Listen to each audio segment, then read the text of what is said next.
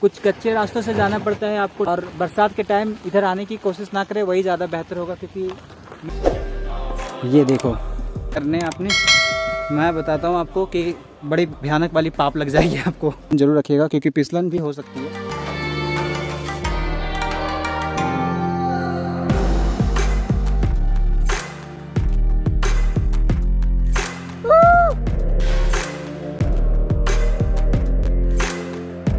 जोहार गाइस, तो इंतज़ार ख़त्म हुई आप सबों की झारखंड पैदल यात्रा का आज डे 186। मैं आपको बताना चाहूँ कि अनसीन राशि को मैं दिखाने के लिए आपको निकला था, जिसमें से खलारी मैंने एक्सप्लोर किया थोड़ी सी। उस वाले प्लेस के बाद तिरू वाटरफॉल मैंने जो की थी आपको पता होगा, उसके बाद फिर मैं खलारी पहुंचा और उस ब्लॉक को एंड की। मैं आया हूं अब मैक्लुस्कीगंज। अब यहाँ से मैं चंदवा जाऊंगा, बट मैक्लुस्कीगंज की कुछ खूबसूरत चीज़ें मैं दिखाना चाहता हूँ आपको, क्योंकि ये वो प्लेस है जहाँ पे कभी बहुत खूबसूरत वादियों के बीच में एंग्लो इंडियंस रहा करते थे। तो एंग्लो इंडियंस ने कुछ ऐसी चीज़ें भी बनवाई, या फिर आप कह सकते हैं अंग्रेज़ों ने कुछ चीज़ें भी बनवाई जो सब धर्म को जोड़ती है, जिसमें से एक सर्वधर्म स्थल भी आता है। मैं अपने इस मैक्लुस्कीगंज वाले ब्लॉक को यहाँ से स्टार्ट करता हूँ। आपको कुछ एंग्लो इंडियंस के बंगलाव दिखाएंगे और उसके बाद फिर कुछ सर्वधर्म स्थल जो जगह है उसको दिखाने के बाद नक्टा हिल भी चलेंगे। चलिए हम इस वीडियो को प्रारंभ करें। बस ये कहना चाहेंगे कि इस वक्त मैं पूरे झारखंड घूम रहा हूँ, जैना मोड़ से निकल करके पूरे 2400 जिला में झारखंड की कला संस्कृति और इतिहास को दिखाने के लिए। जो नहीं जानते हैं झारखंड के बारे में, इस वीडियो को ज़्यादा से ज़्यादा शेयर कीजिएगा। तो ये है मुख्य द्वार, तोरण द्वार आप कह सकते हैं, एंट्रेंस के लिए बनाया गया। नहीं पता ये कितना पुराना है, मुझे लगता है कि कुछ और भी चीज़ें होनी चाहिए थी यहाँ पे, गवर्नमेंट को ध्यान देना चाहिए था। एक बोर्ड है वैसे वहाँ पे लिखा हुआ है सर्वधर्म स्थल 0.5 किलोमीटर। बेसिकली एक और वाटरफॉल या कुंड के बारे में भी जिक्र मिलता है। तो चलिए हम चलते हैं। ओए होए, रास्ते में तो ये मकई की खेती नज़र आ रही है मुझे और कुछ हरियाली। इस वक्त तो अगस्त का महीना जब मैं यहाँ पे आया हूँ, हो सकता है वीडियो आप थोड़ा लेट देख रहे होंगे। आपको बताना चाहूँ कि रांची से तकरीबन 65 किलोमीटर की दूरी में ये जगह स्थित है, और इसके साथ साथ मैक्लुस्कीगंज नामक रेलवे स्टेशन से ये जगह जो है 5 किलोमीटर की दूरी में है। क्यों खास है ये जगह मैक्लुस्कीगंज, इसके बारे में थोड़ी सी बात कर लेते हैं हम। और ये जगह जो है वो मैक्लुस्कीगंज क्यों पड़ा, जबकि ये कोई दूसरा ही जगह था। पहले तो लोग कुछ और ही नाम से जानते होंगे इस जगह को। तो पहली बात मैं ये बता दूं कि मैक्लुस्कीगंज का नाम मैक्लुस्कीगंज क्यों पड़ा। तो मैक्लुस्की जो थे वो एक बिजनेसमैन थे, और वो भी एक एंग्लो इंडियन थे। अगर एंग्लो इंडियन के बारे में नहीं पता तो मैं बता दूं कि कोई भी फॉरेनर्स किसी इंडियन से शादी की और वहाँ पे रह गए तो वो एंग्लो इंडियन है, या फिर कोई भी इंडियंस जिन्होंने फॉरेनर से शादी की वो एंग्लो इंडियन हुए। मतलब जिनका जो कार्ड बना हुआ है वो इंग्लैंड से भी है। एक और भी बात मैं इसमें एड ऑन करना चाहूँ, अर्नेस्ट टिमोथी मैक्लुस्की नामक व्यक्ति ने इस जगह को बसाने की सपने देखे थे उन्होंने, और इसमें कम से कम 400 लोगों को उन्होंने इनवाइट किया था कि आपके रहने की व्यवस्था वहाँ पे हो जाएगी। और क्योंकि उस वक्त देश में गतिविधियाँ चल रही थी भारत छोड़ो आंदोलन वाला, तो ये वो जगह चुने हुए थे मैक्लुस्की, और उसी से इस जगह का नाम पड़ा मैक्लुस्कीगंज। हम बिल्कुल सर्वधर्म स्थल की ओर आगे बढ़ते हुए मैं आपको वो दिखाऊं। इस जगह को बनाया गया था ताकि सभी धर्म के लोग यहाँ पे आकर के पूजा प्रार्थना कर सके। और 2 स्ट्रक्चर बनने के बाद, चूँकि उस वक्त क्या हुआ था, लड़ाइयाँ चल रही थी, लोग यहाँ से जाना स्टार्ट कर चुके थे, तो कुछ स्ट्रक्चर अभी भी बाकी दिखती है कि हाँ ये बाकी रह गई। चलिए हम आपको दिखाएं। तो मेरे ही बगल में बस मेरे सामने वो दैविक स्थल है, चारों खड़ी हैं। एक मस्जिद सा स्ट्रक्चर है, एक मंदिर सा, क्रिश्चियनों के लिए एक गिरजाघर सा, और उधर आप देखेंगे एक छोटी सी गुरुद्वारा। मैं आपको बताना चाहूँ कि इस सर्वधर्म स्थल को तो उन्होंने बनाया था, पर ये बनते बनते बीच में रह गई। 2 स्थल बनते बनते रह गई, मतलब 2 तो बन गए थे लगभग, पर 2 बनते बनते रह गए और फिर वो यहाँ से ले गए। तो पहले तो आप सर्वधर्म स्थल के कुछ सिनेमैटिक शॉट्स देख लो, और उसके बाद फिर जो भी बची चीज़ें हैं जो मैं बताना चाहता हूँ मैं बताऊँ, और उसके बाद फिर मैं निकलूँ नक्टा पहाड़ की ओर, क्योंकि मुझे लगता है कि कुछ बेसिक आपको इसके बारे में पता होना चाहिए था कि एंग्लो इंडियंस कब ये बना, क्यों इस जगह का नाम पड़ा। और मैं आपको सर्वधर्म स्थल घुमाऊँ उससे पहले मैं भैया अंकल से अंकल ही बोलेंगे, ठीक है। हाँ, अंकल से मिलवाना चाहता हूँ। नाम क्या हो गया आपका? मेरा नाम श्रवण कुमार यादव है। अच्छा, तो यहीं के रहने वाले हैं, अच्छा लेकिन सर्वधर्म स्थल का मैं पुजारी हूँ। अच्छा अच्छा। और सबकी देखभाल तो करना या सेवा करना, सेवा देना मेरा ही काम है। अच्छा, तो एक मजार भी है, एक चर्च भी छोटी सी, एक गुरुद्वारा मजार, भी, मंदिर, चर्च, गुरुद्वारा, चारों चीज है। सबकी रखवाली आप करते हैं यहाँ सबका रखवाली, सबके प्रेम भाव देना, हम्म। और लोगों के, हमारे से जो बच्चे हैं, नौजवानों हैं, सबको समझाना दिखाना। मतलब यहाँ का ये है कि किसी को ये नहीं कि आपकी धर्म खराब है तो मेरी धर्म अच्छा है, अच्छा। ऐसी नहीं होना चाहिए। मतलब सबकी बराबर है और जगह पर है, सब अपने अपने धर्म को माने, सब एक जगह है। तो कितने सालों से आप यहाँ पे देख रेख कर? हम 1990 से हैं, लगभग 33 साल हो गए। 35 साल में। चलिए अब आगे आप मंदिर को देखिए और इसके सिनेमैटिक शॉट्स भी।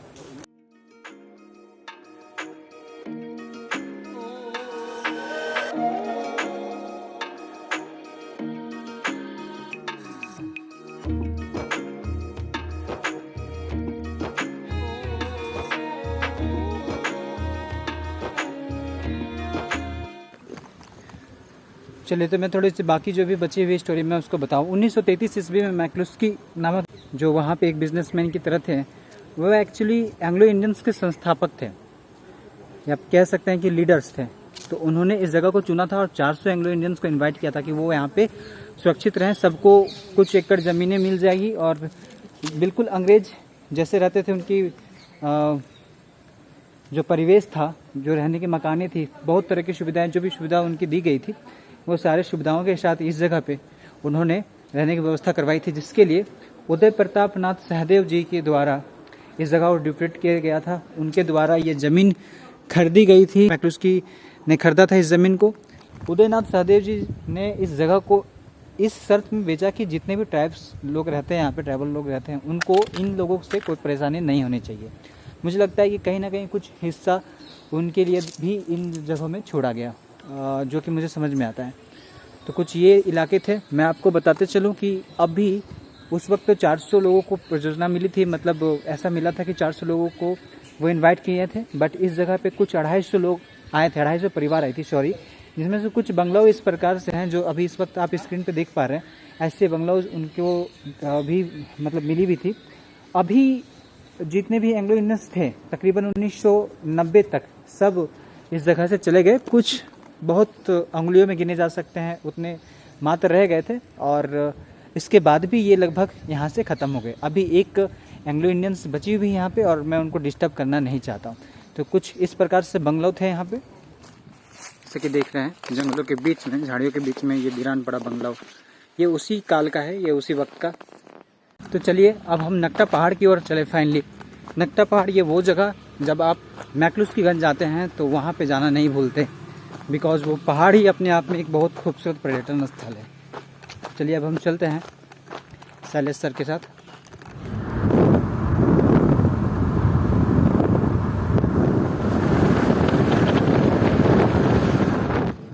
तो आप इनसे मिले नहीं, ये है शैलेश सर। इन्होंने मुझे कांटेक्ट किया था, मैक्लुस्की घुमाने का जिम्मा इनका था। इन्होंने बोला कि आप आइए, हम आपको मैक्लुस्कीगंज घुमाएंगे, और अभी ये मुझे लेकर के जा रहे हैं नक्टा पहाड़। सर्वधर्म स्थल भी इन्होंने घुमाया, और इन्होंने ही सारे बंगलों को देखने में मुझे मदद की। जो भी मैंने आपको बंगलो दिखाई, इनकी पिक्चर्स आपको गूगल्स में भी मिलती है। मुझे सबसे पहले वहीं पे लेके गए। अभी मैक्लुस्कीगंज के ऐसे इलाके में मैं अभी जा रहा हूँ जो बड़ी इंटीरियर में है। ये शहर से कितने दूर में स्थित होगा? ये अभी तक हम लोग 4 किलोमीटर आ चुके हैं, अच्छा, और 2-3 किलोमीटर और आगे जाना है जंगल में। सर्वधर्म स्थल से हम लोग कितने आगे? वही 1 किलोमीटर सर्वधर्म स्थली से लगभग 1 किलोमीटर अभी हम लोग होंगे। मतलब इतना कह सकता हूँ कि मैं पदयात्रा करके आता तो थोड़ा मैं फंसने का चांसेस था, क्योंकि कहीं पे भी एक घर मुझे दिखाई नहीं दे रहा है जिनमें मैं पानी मांग करके भी पी सकता था। तो अच्छा हुआ भगवान ने भेजा आपको मेरे लिए भगवान ने भेजा। चलिए अब हम आपको नक्टा पहाड़ दिखाएं, और कुछ दंत कथा भी मैं सुन रहा हूँ इनके ये से, और ये कह रहे हैं कि आगे में जाकर कुछ लोग बेसिकली मुझे मिलेंगे, हमें मिलेंगे, वो बताएंगे क्या कुछ होता है और नक्टा पहाड़ से कैसी दिखती है हमारी ये नीचे की जो भी एरियाज है, वो सारे मैं दिखाऊंगा। कुछ कच्चे रास्तों से जाना पड़ता है आपको नक्टा हिल। तो आने से पहले एक बार ज़रूर देखें, ध्यान दें और बरसात के टाइम इधर आने की कोशिश ना करें, वही ज़्यादा बेहतर होगा, क्योंकि मिट्टी काफ़ी लाल और हाँ काफ़ी मिट्टी रुगड़ी टाइप से लग रही है, जिससे गाड़ियाँ फंस सकती है आपकी।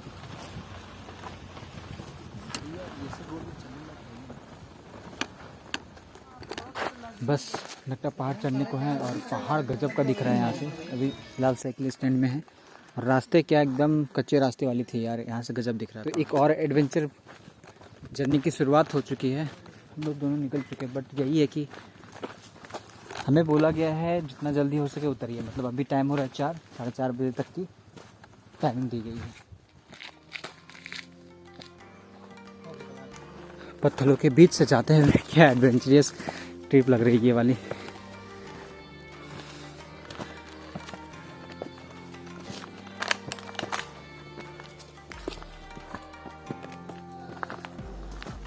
जब आप इन जगहों में घूमने के लिए आए तो पीने के लिए पानी और कुछ खाने के लिए अपने साथ लेके जरूर आए।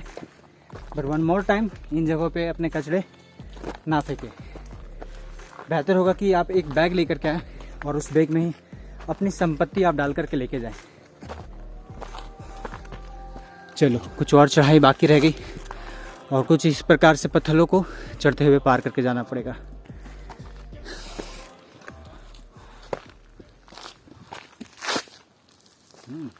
स्लिपी है।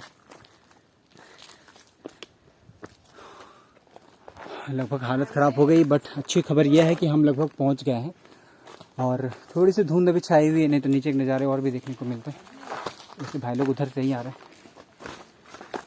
बीच बीच में कहीं कुछ ऐसे ऐसे जगह भी मिले देखने को जो आई प्लेजेंट है और प्लेस तो बिल्कुल फोटोजेनिक है, बिल्कुल नया।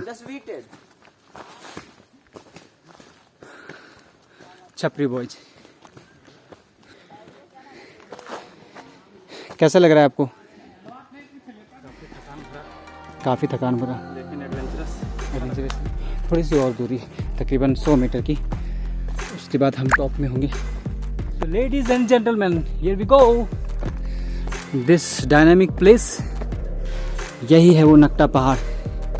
आप देख सकते हैं क्या खूबसूरत लग रहा है यार दिखने में, और नुकीला सा वहाँ लग रहा है दिखने में। और जन्नत की दर्शन करनी है, ये देखो यहाँ से पूरा रांची आपको दिखता है, बशर्ते धुंध ना हो। क्या ज़बरदस्त जगह है भाई साहब, oh my God, what a beautiful place this is. ये वाली प्लेस पे जाकर के बिल्कुल ऐसे फोटोग्राफी करवा सकते हो और मज़े उठा सकते हो इतने ऊपर होने का। यहाँ से चारों ओर की नज़ारे जो है ना, बिल्कुल आपको कश्मीर जाने की ज़रूरत नहीं, यहाँ से कश्मीर देख लो।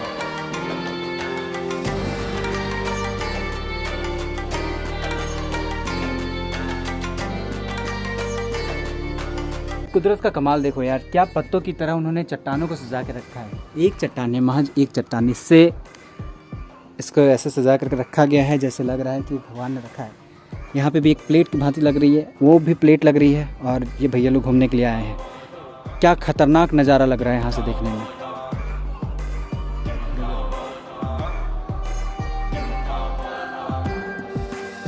वाली रोक तो खतरनाक लगी रही है। अब हमने ठाना है कि बगल वाली रोक जो है ना उसमें चलेंगे। और आप कई सारे जगहों के ब्लॉग्स देखते हो, उसको शेयर करते हो यार। अगर ये शेयर नहीं करने आपने, मैं बताता हूँ आपको कि बड़ी भयानक वाली पाप लग जाएगी आपको। झूठ बोल रहा हूँ क्या? नहीं। गजब का सुंदर जगह है ये, सीरियसली। बस मैं आपको बताऊँ कि जब भी पहाड़ों में चढ़ रहे उतर रहे तो थोड़ा सा ध्यान जरूर रखिएगा, क्योंकि फिसलन भी हो सकती है। तो चलिए गाइस, आप कुछ सिनेमैटिक शॉट्स देखिए, उसके बाद हम इस ब्लॉग को एंड करेंगे।